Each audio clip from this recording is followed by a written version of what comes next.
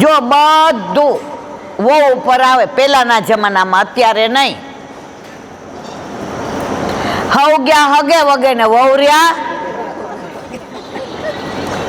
મેં અને વહુને કોઈ દી જસ હોય નહીં. અત્યારે નહીં, અત્યારે સાસુને જસ ન હોય. હવે શું થયું, સાંજે સંધ્યા આરતી થઈ ગઈ અને અનોસર થયા તો કુંભનદાસના ખેતરમાં પ્રભુ કોઈ દી નો પધાર્યા, આજ પધાર્યા. બપોરે ખેલવા પધારે, આ તો અત્યારે પધાર્યા. કુંભનદાસ કે મારા વાલા કાવ ભયો, કાવ ભયો, કાવ ભયો. એ કુંભના અહીંયા આવ ને. એ કે શું થયું? એ કે મારો હાથ જો ને હોજીને દડો થઈ ગયો, જરા દાબી દે ને. એ કે મારા વાલા શું થયું આવું? નથી કેવું કુંભના, મારા વાલા મને નહીં કયો તો કોને કહેશો? કુંભનદાસે હાથે દાબ્યો, સોજો ઉતરો. મારા નાથ આ શ્રમ ક્યાં પડ્યો? ત્યારે ગોવર્ધનનાથજીએ કહ્યું, કુંભના ઓલી નવી વહુ પૈણીને આવી હતી ને, એની ગાય જાડીમાં ભરાઈ ગઈ હતી, નીકળી નહોતી હકતી. અને એના સાસુ એને બહુ બધું સંભળાવતા હતા, પણ વહુ મારા સિવાય બીજા કોઈનું નામ લેતી. એટલે જાડીમાં ભરાણી હતી ને કુંભના, તો ખેંચીને કાઢવા ગયો. એમાં જો મારો હાથ હોજી ગયો અને બહુ દુખે છે. પ્રભુ પણ તમારા આવું કામ ન કરાય ને. ઠાકોરજીએ જવાબ આપ્યો, બધા જ સાંભળજો. કુંભના એ જીવ મારો હતો, એને શ્રદ્ધા મારા ઉપર હતી, એને દ્રઢ વિશ્વાસ મારા ઉપર હતો. અને સૌથી વધુ કુંભના એ મારા સિવાય બીજા કોઈના શરણે ગઈ.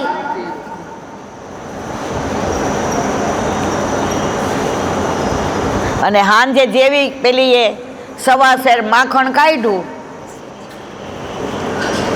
કે હવે ધરાઈ આવું જઈને, ત્યાં સાસુએ પૂછ્યું, વો રોમઝોમ કરતા ક્યાં આયલા?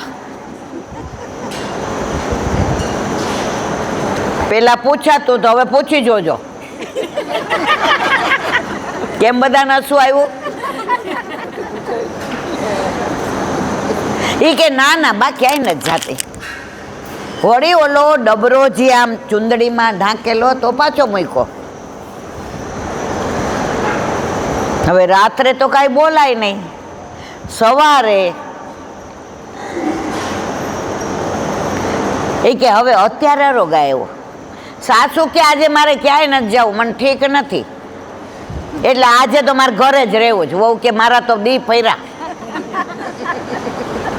હવે ગઈકાલનો ડબરો હતો ને એને બદલાવી નાખ્યો કે આ મારા પ્રભુને ખાટું લાગે, તો બીજે દિવસે ઉતાર્યો ને એનો પાછો ડબરો ભર્યો. ત્યાં સાસુને કોકે બહારથી બૂમ પાડી, હાલો યમુનાજી ઝીલવા જાઉં છું, આવું છે? બેનપણી મળે તો બધાય જવાય. આપણે માથું દુખતું હોય ને ઘરમાં પલંગમાં પડ્યા હોઈએ, પણ આપણો કોઈ વૈષ્ણવ આવે ને એમ કે નીલાબેન હાલો ને સત્સંગ કરીએ. આપણી વહુએ વિચાર કરે કે હમણાં તો જો આપણને ગમતું. સાસુ કે લે હું જઈ આવું. ત્યારે વહુએ કીધું, પ્રભુ હું નથી આવી શકતી, આપ તો આવી શકો ને. અને ઠાકોરજી પધાર્યા, હળવેથી આવજો સાકળ આવજો, હળવેથી આવજો સાકળ કકડાવજો. જોજો ના થાય જાણ છે લડા,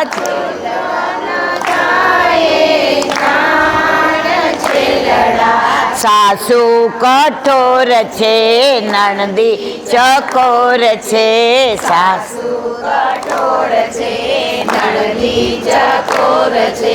કરી મૂકશે બુમરા ન છે લડા, કરી મૂકશે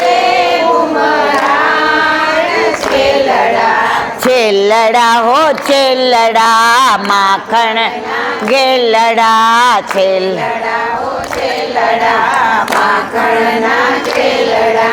રાધાજીના જીવન પ્રાણ છેલડા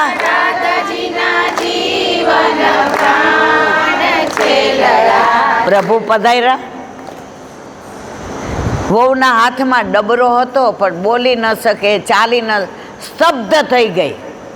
મુખડું મેં જોયું તારું સર્વ જગ થયું, હવે હું તો બળભાગી રે મોહન પ્યારા મુખડાની માયા.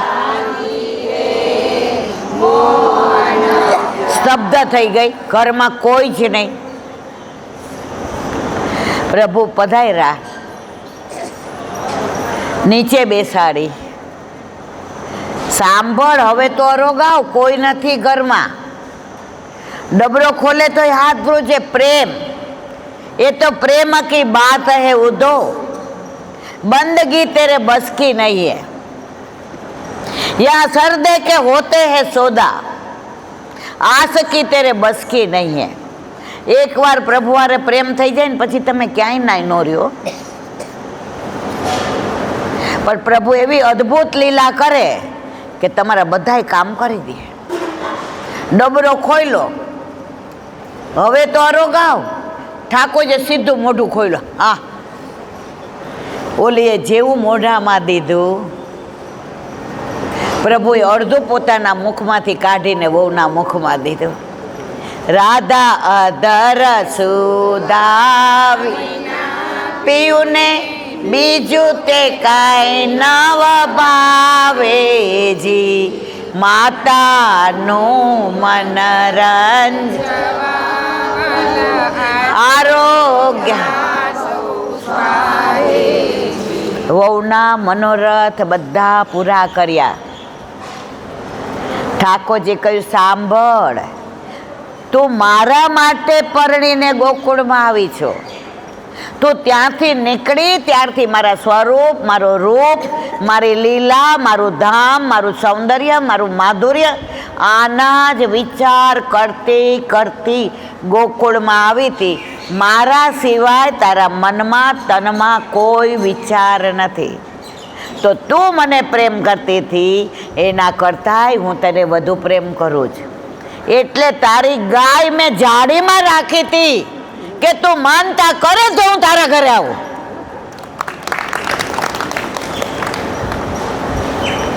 આ પ્રેમ, પ્રેમ ગલી સાંકરી હતી, તામે દોના સમાય. આપણે ને પ્રભુ એક થઈ જાય ને,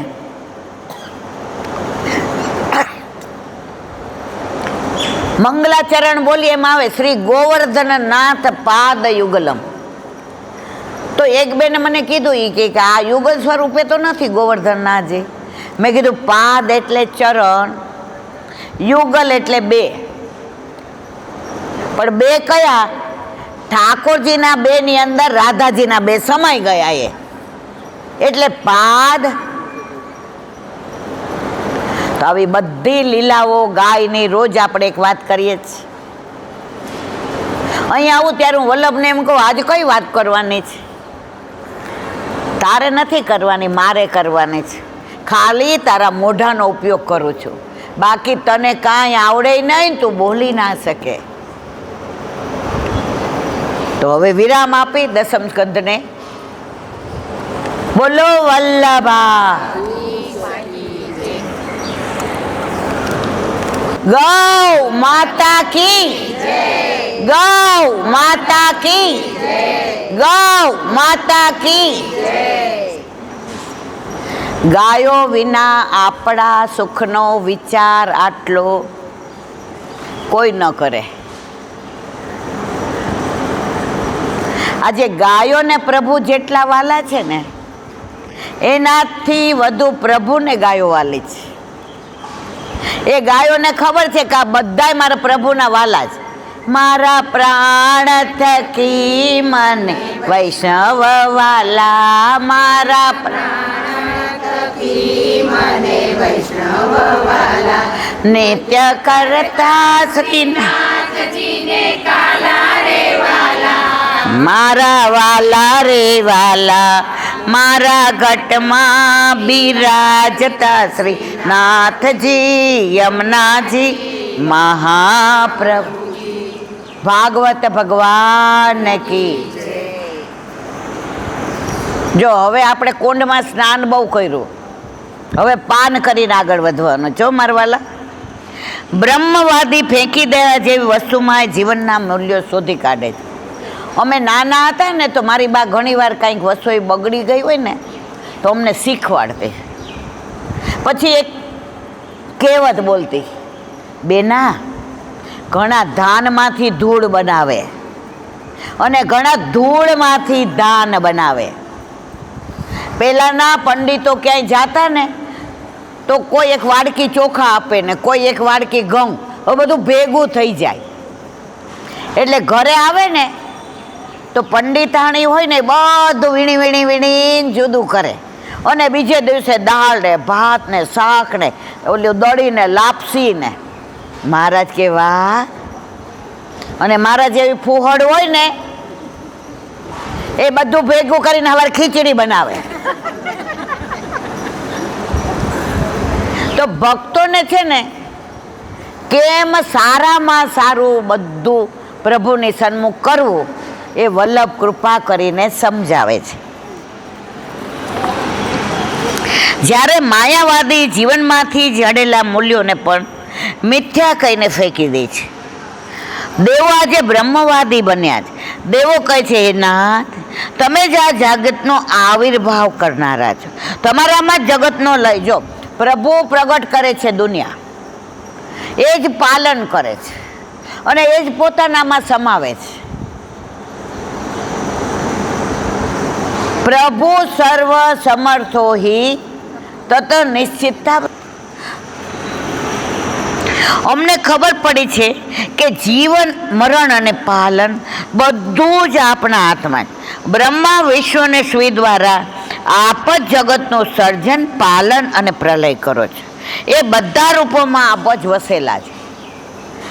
બ્રહ્માજી સર્જન કરે તો બ્રહ્માજીને કોણે સર્જન કર્યું છે? ઠાકોરજીએ. બ્રહ્માજી નાભીમાંથી પ્રભુની થયા છે પ્રગટ. આ બધા રૂપોમાં આજ નાના મોટા બધા જ વ્યાપકમાં આપ છો. જેની બુદ્ધિમાં અજ્ઞાન છે તે નાનાવિધ રૂપનું ભાન કરે છે. જેની બુદ્ધિમાં જ્ઞાન છે તે અનેકમાં એકનું દર્શન કરે છે. જ્યાં જ્યાં નજર મારી ઠરે યાદી ભરી છે આપને. આપણે કોક બેનપણી ઘરે ગયા હોય ને અને એમ કે હવે અમારો અત્યારે અંબાજીમાંની ઓલી સ્તુતિ કરવાની જોઈએ અધ્યાસ વખતે, આપણને તો વિશ્રામ ઘાટ યાદ આવે. જય જય શ્રી યમુના. આપણને બધામાં આપણા ઠાકોરજી, આપણા યમુનાજી ને આપણા જ વલ્લભ દેખાય. અનેકમાં એકનું દર્શન કરે છે. આજે અમને સમજાય છે કે અનેકમાં એક રૂપે આપ જ વસેલા છે. કણ કણમાં ઈશ્વર છે. પણ વૈષ્ણવ એમ કે છે, ભલે પ્રભુ આપ વ્યાપક છો, કણ કણમાં છો, પણ અમારા માટે તો અમારા ઘરે 11 વર્ષ ને 52 દિવસના વ્રજવાળા લાલાને પધરાવી દીધા લે અમારા, બીજા બધા અમારા નહીં. બિભર્ષી રૂપાણી વવદ્ધ આત્મા ક્ષેમાય લોકસ્ય ચરાચરસ્ય સત્વ પ્રપન્નાની સુખાવહાની સત્તામ ભદ્રાણી મોહુ ખલાના. તમે સત્ય સ્વરૂપે સત્ય જગતમાં વિલસો છો. સત્યમાં પ્રભુ સત્ય છે. આજે સત્ય છે, ગઈકાલે હતા ને આવતીકાલે હશે.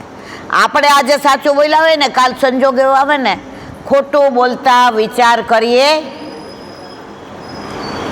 એ સત્યની પ્રતીતિ કરાવવા માટે કેટલીક વાર આપ અવતાર ધારણ કરીને આવો છો. હે શ્યામ સુંદર, તમારા જ્ઞાનમય સ્વરૂપમાં તમે જુદા જુદા રૂપ ધારણ કરો છો. કોઈ વાર મત્સ્ય બનો છો, તો કોઈ વાર કચ્છપ બનો છો, કોઈ વાર વરાહ, તો કોઈ વાર ઋષિ બનો છો. એનું એક જ કારણ છે જગતનું કલ્યાણ. તમે દરેક રૂપ ધારણ કરો છો, એમાં તમારો કોઈ સ્વાર્થ નથી. તમારે જગતનું કલ્યાણ કરવું છે. વામન કેમ બન્યા? ઓલો દેવોનું બધું લઈ લીધું તું દાનવે, એટલે બલિરાજા પાસે આવ્યા અને 3 માગે ને કે 3 પગલા આપ. આ બધી લીલાની તમને ખબર છે. આપનું દર્શન સર્વને સુખ આપનાર છે. આપણે ગમે એવી વ્યથામાં હોઈએ અને સવારે મંગળા કરીએ, ઠાકોરજીને દર્પણ દેખાડીને ગોદમાં લઈએ, મંગલ રૂપ નિધા સાવરો, મંગલ રૂપ નિધા જાદિન તે હરી ગોકુલ પ્રગટે, જાદિન તે હરી ગોકુલ પ્રગટે, નિત નિત હોત કલ્યાણ સાવરો, મંગલ રૂપ બેઠી રહો શ્યામ ગુણ સમરો, બેઠી રહો શ્યામ ગુણ સમરો, રૈન દિન આઠોયા શ્રી ભટકે પ્રભુ નૈન ભર દેખો, શ્રી ભટકે પ્રભુ નૈન ભર નિરખો, કમલ નયન ઘન શ્યામ પીતાંબર ઘન શ્યામ સાવરો, મંગલ. આનું વિવરણ છે ને 2-2.5 કલાક હોય ને તો બહુ આનંદ આવે. એટલે કોઈક વાર આપણે યુટ્યુબમાં આખા કીર્તનનો ભાવ કહેશું. અત્યારે આપણે મંગળવારે નંદ ઉત્સવ કરવો છે. તમારે મને ઘડી ઘડી યાદ દેવડાવવાનું. જો આપણું દર્શન સર્વને સુખ આપનારું છે. તે સજ્જનોને સુખ આપે છે અને દુર્જનોને પારાવાર જગાડે છે. આપણા ઘરે ઠાકોરજી વિરાજતા હોય ને એ પણ આનંદમાં હોઈએ. હવે બીજાને આમ ઈર્ષા થાય હો આપણી, કારણ કે આપણા ઘરે આનંદ છે, બીજાના ઘરે મજા છે. મજાની સજા હોય, આનંદનો પરમાનંદ. આપનું જે સ્વરૂપ જગતનું કલ્યાણ કરે છે તે જ સ્વરૂપ સ્વાર્થી લોકોના મનમાં દાજ ઉત્પન્ન કરે છે. સમજી ગયા ને? ઈર્ષા થાય આપણી. આ 10મા ધોરણમાં છોકરાએ ઠાકોરજી પુશ કરાવ્યા હોય અને ઓલા 50 વર્ષના આટા મારતા હોય તો ઈર્ષા થાય કે નહીં? અને ઈર્ષા થાય ને હું તો કહું છું પધરાવી લે ને તો બેડો પાર થઈ જાય. હમણાં તો અધિક મહિનામાં એટલા બધા ફોન નહીં રીમા, એટલા બધા લોકો ઠાકોરજી પુશ કરાવે છે કે હું સવારમાં લાલાને કાનમાં કહું તારો એક સખો બીજો આવ્યો. તો આજે આરાધ્ય કે એમ નો કયો બા, મેં શું કહું? એ કે ઘણા બધા સખા, કેટલા બધા ફોન આવે છે બા. આટલા બધાના સનાત થઈ ગયા. બધા નંદ બાવા ને યશોદાજી બની ગયા. એક ગામમાં 15-20 માણસો ઈજારો રાખી લીધો કે તેમની પાસે કરોડો રૂપિયા ભેગા થાય, એમની સામે માથું ઉચકે તેવું કોઈ નહોતું. એક ધારી એમની સત્તા ચાલી. પૈસા હોય ને એની સત્તા ચાલે. સંપત્તિ વધી. એ ગામમાં એક બુદ્ધિશાળી માણસ પેદા થયો. તેણે પહેલેથી જ અવાજ ઉઠાવ્યો કે આટલી બધી સંપત્તિ મુઠ્ઠીભર માણસો પાસે શા માટે? શા માટે આપણે એમના જ કબજામાં રહેવું? તે માણસે સંગઠન સાધ્યું. 20 જણની સામે 2000 માણસ ભેગા થયા. એક માણસ 2000 માટે સુખરૂપ બન્યો અને 20 જણ માટે દુઃખરૂપ બન્યો. એવી જ રીતે ભગવાનના બધા જ અવતારો સજ્જનો માટે સુખરૂપ છે અને દુર્જનો માટે. જો કૃષ્ણ આપણા બધાય માટે, યદુકુળ માટે, વ્રજવાસીઓ માટે કેવું સુખરૂપ. પણ કંસને પૂછી આવો, અઘાસુરને, બકાસુરને, તૃણાવતને, કેસીને, અરિષ્ટાસુરને, વત્સાસુરને પૂછી આવો. તો આવા થોડા લોકો માટે, દુર્જનો માટે પ્રભુ દુઃખરૂપ છે, પણ આપણા બધા માટે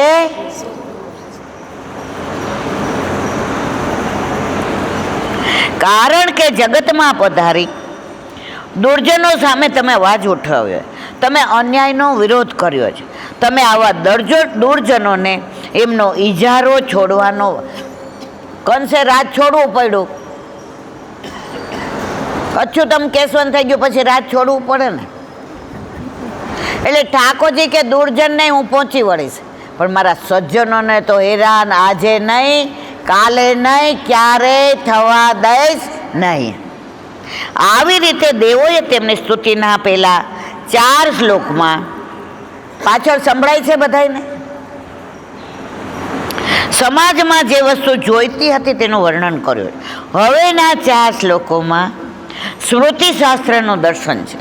શ્રુતિમાં યોગ અને ધર્મ અર્થાત પ્રમાણ છે, યોગના સંપ્રદાયો પ્રમેય છે, યોગની પ્રક્રિયા એ સાધન છે, તેના દ્વારા થતા ભગવત અનુભૂતિ એ ફળ છે.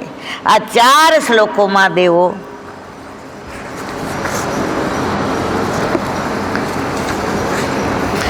ભક્તિભાવથી ભરપૂર યોગની વાત કરે છે. યોગી હોય ને એ તપમાં બેસી જાય અને ધ્યાન ધરે. 1 સેકન્ડ માટે પ્રભુ કે બોલ શું જોઈએ છે, પછી અંતર ધ્યાન થઈ જાય. આપણે નથી ધ્યાન ધરતા, નથી તપ કરતા, નથી વ્રત કરતા, નથી યજ્ઞ કરતા, નથી દાન કરતા, પણ આપણે વલ્લભના વાલા છીએ ને, એટલે વગર ધ્યાન તપે ઠાકોરજી આપણા ઘરે પધરાવી દે છે. આ બેનને એટલો બધો તાપ હતો, કાલે વહેલી એટલે જ ગઈ હતી, એને બહુ રડવું આવતું હતું, હવે ક્યારે, હવે ક્યારે, હવે ક્યારે. તો કાલે યશોદામાં બની ગયા. નંદ કે નંદ કે નંદ કે. અહીંયા ઘણા એવા છે, પણ બધા નામ લઉં ને પછી બધા બહાર નીકળીને મને એમ ગયેલા બેન અમારે નામ ન લ્યો ને. એક બેન અહીંયા છે ને એને ખાનગીમાં પોસ્ટ કરાવ્યા છે. સાસુ નહીં નથી આજે આવ્યા, આજે નથી આવ્યા. સાસુ નહીં નથી ખબર ને વર નહીં નથી ખબર. મેં કીધું તમે રાખો ક્યાં? મને કે મારી તિજોરી બગડી હતી ને ચાવી, એટલે બેન તો મેં એમાં જાળી નખાવી દીધી. તો મારે વર કે આવું કા કરાયું? એ કે પછી છે ને હું ખોલું છું તો ગરમ ગરમ સાલા ડ્રેસ થઈ જાય છે, એટલે જાડી હોય ને. એ કે હા એ વાત સાચી. પ્રભુ એની બધી જ વ્યવસ્થા કરી લે છે.